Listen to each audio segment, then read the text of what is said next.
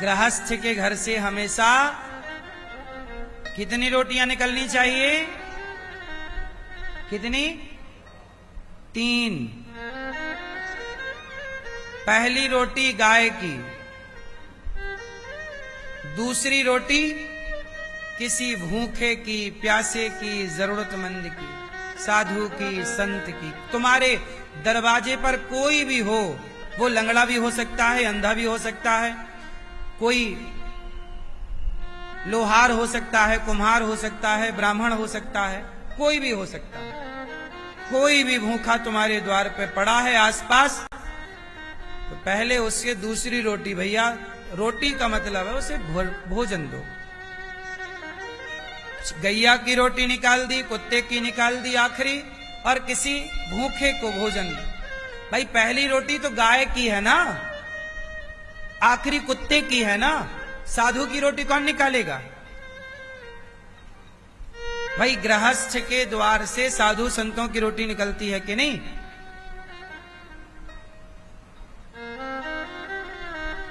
गौरी गोपाल वृद्ध माताएं हैं, गौरी गोपाल आश्रम में वृद्ध माओं की रोटी कौन निकालेगा? हजारों संत भोजन करते हैं, गौरी गोपाल में की रोटी कौन निकालेगा? हजारों भक्त लोग यहां भोजन करते हैं, रोटी कौन निकालेगा? आप गृहस्थ ही तो निकालेंगे। तुम रोज की एक रोटी गाय को खवाओ, एक रोटी कुत्ते को खवाओ, और एक रोटी साधु संत ब्राह्मण वृद्ध मां दीन दुखी के नाम से निकालो, और एक रोटी सदा समाज की सेवा के लिए निकलती रहे, एक गौ सेवा के लिए निकलती रहे, एक कुत्ते के लिए निकलती रहे। तब चौथी रोटी आप खाओ। चौथी रोटी आप भगवान को भोग लगाओ, भोग लगाओ प्रेम से, और भोग लगा के आप पाओ। बात समझ में आई? अब जिसके घर से नियम से रोटी गाय की गाय को मिले, कुत्ते की कुत्ते को मिले, साधु संत की रोटी जरूरतमंदों की रोटी जरूरतमंदों को मिले, वो घर कभी दुखी हो ही नहीं सकता।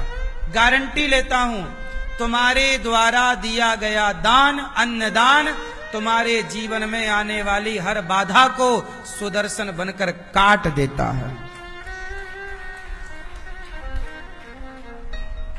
रोटी कैसी होती है?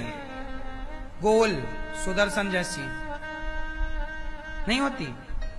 इसलिए साहब रोटी का दान बहुत बड़ा दान है। एक रोटी रोज निकालो सब लोग, तो 30 दिन की कितनी रोटियां हो गई? 30 रोटियों का हर महीने सहयोग करना चाहिए आप लोगों को, गौरी गोपाल में वृद्ध माओं के लिए, संतों के लिए। एक रोटी नियम से। दान एक दिन नहीं करना चाहिए, दान सदा। भले एक एक रोटी का दान करो, हम ये नहीं कहते लाखों का दान करो, नहीं, एक रोटी, पर नियम ना टूटे।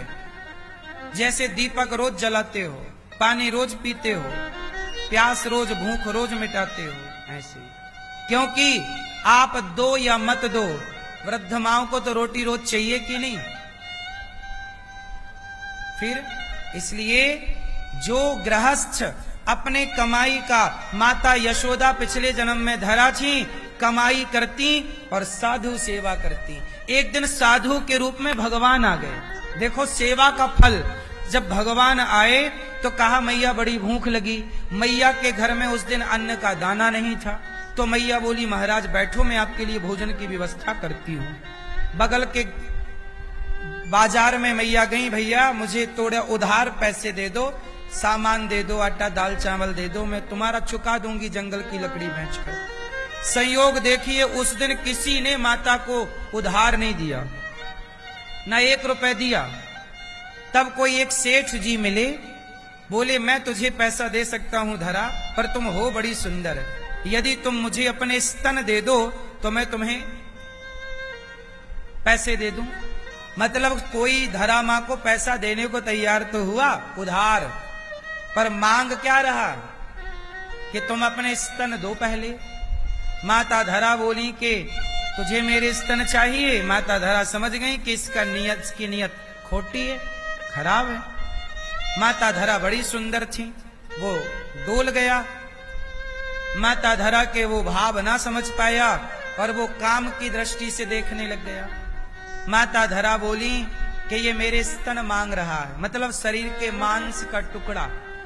शरीर का मांस तो फिर आ सकता है, पर मेरे द्वार से साधु संत भूखे चले गए तो मेरा धर्म चला जाएगा।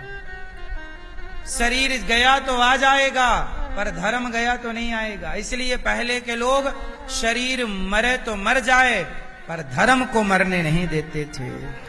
धर्म नहीं मरना चाहिए, धर्मो रक्षति रक्षिता।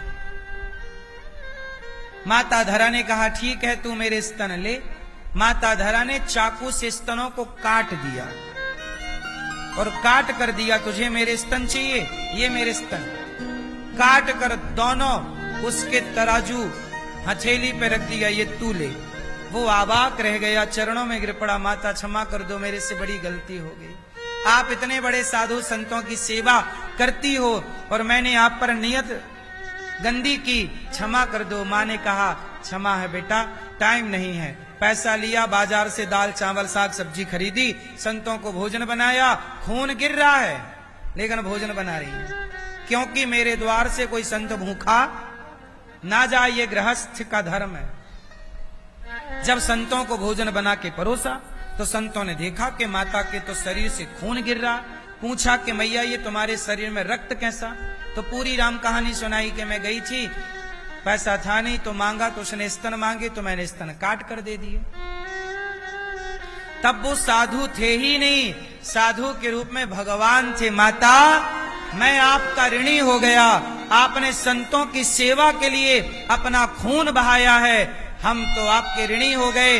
देखो जो साधु सेवा करता है उसके ऋणी भगवान हो जाते हैं। सेवा करने वाले के ऋणी कौन? भगवान। भगवान ने कहा कि मैं अगले जन्म में आपका बेटा बनकर आऊंगा। आपने इस जन्म में मेरे लिए संतों के लिए खून बहाया, अगले जन्म में हम पुत्र बनकर आएंगे और आपका दूध पीकर खून बहाने का ऋण चुकाएंगे। वही धरा यशोदा बनी और वही संत जो भगवान थे, भगवान अगले जन्म में कृष्ण बनकर मैया यशोदा का दूध पी रहे हैं। तो जगत के पालनहार को तृप्त कर रही हैं मैया। सबका पेट भरने वाले भगवान हैं, पर भगवान का पेट भरने वाली माता धरा है, माता यशोदा है।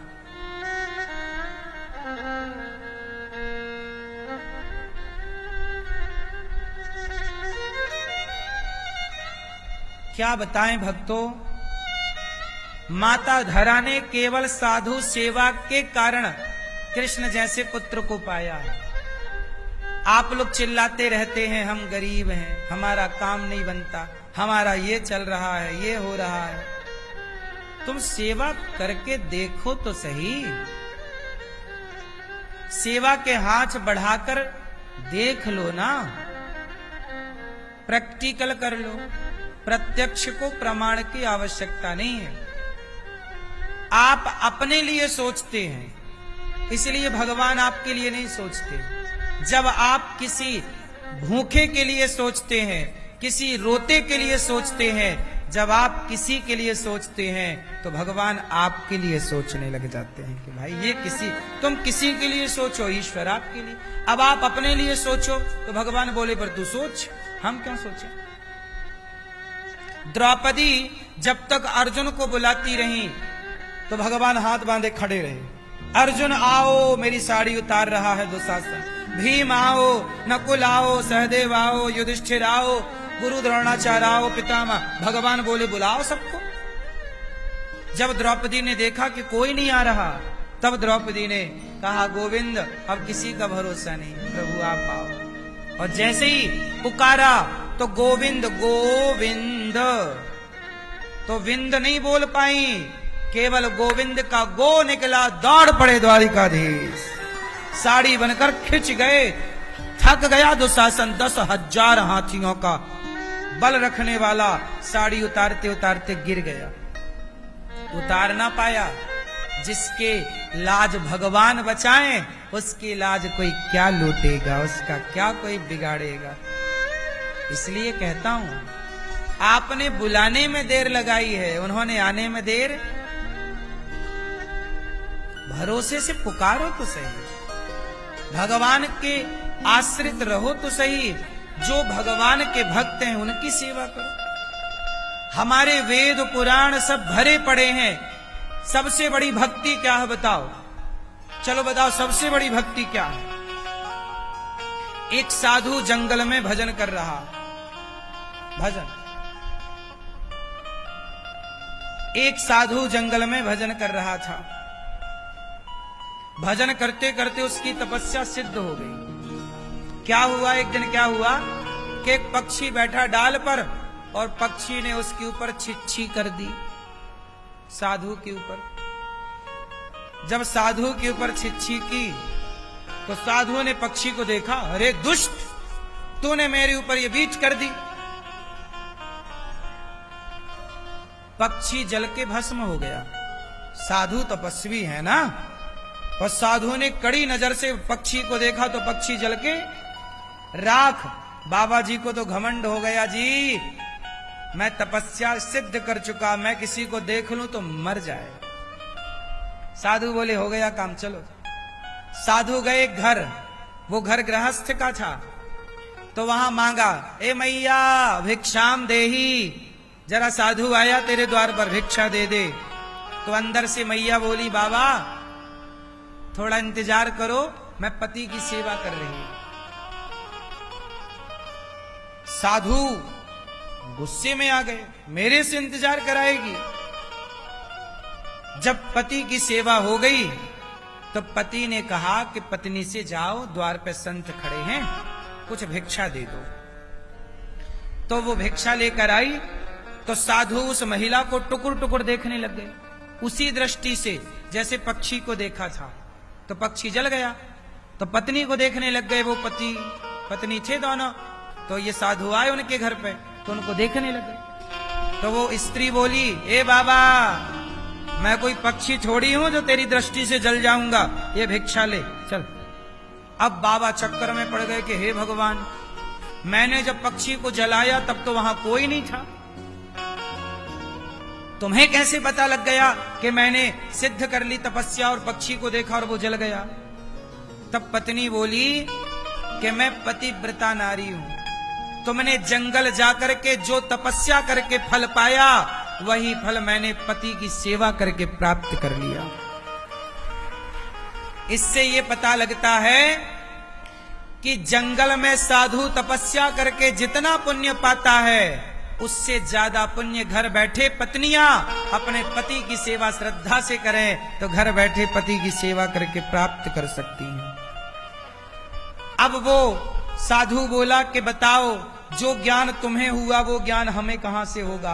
बोले आगे जाओ, एक कुम्हार मिलेगा चक्का चलाता हुआ, उससे ज्ञान लेना। अब साधु चला कुम्हार के पास, कुम्हार मिले।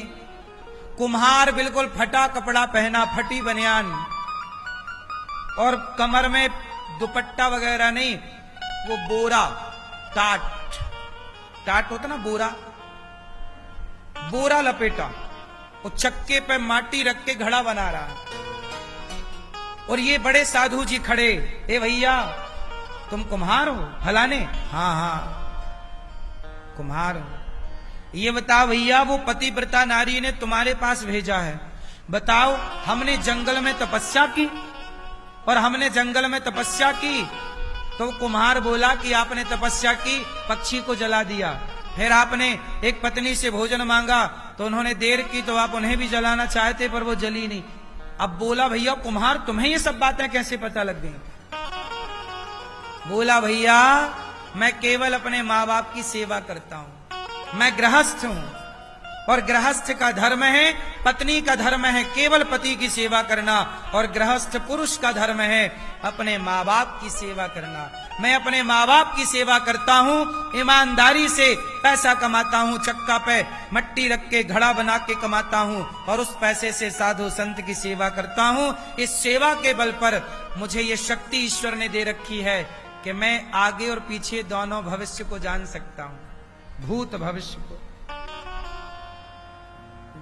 और मेरे लिए विमान तैयार रखा है, जिस दिन मैं मरूंगा तो भगवान खुद आएंगे मुझे लेने। मैं तुम्हारी तरह जंगल नहीं गया, मैंने तुम्हारी तरह तपस्या नहीं की, केवल माँ बाप की सेवा की। तो जो व्यक्ति निष्ठा से अपने पुत्र का फर्ज निभाता है वो किसी साधु संत से कम नहीं है। आपको क्या लगता है कि जंगल जाना ही भजन है?